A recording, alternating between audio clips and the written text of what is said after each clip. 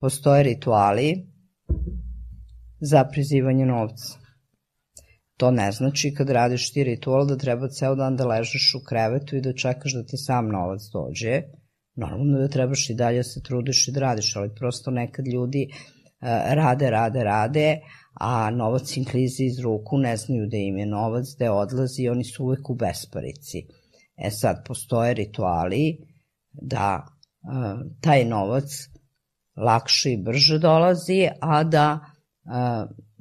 da se i zadrži, da do toga nešto bude, a ne samo da dođe i prođe.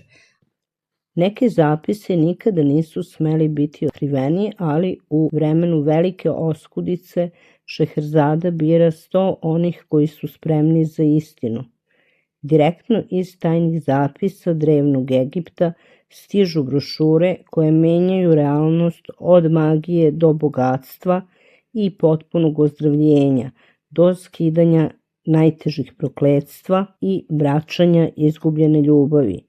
Ovo nije samo papir, ovo je vaša energetska propusnica i samo 100 ljudi će posjedovati ove drevne ključeve. Koju biste vi brošuru? Za zdravlje, ozdravljenje, za skidanje prokletstva, za prizivanje novca?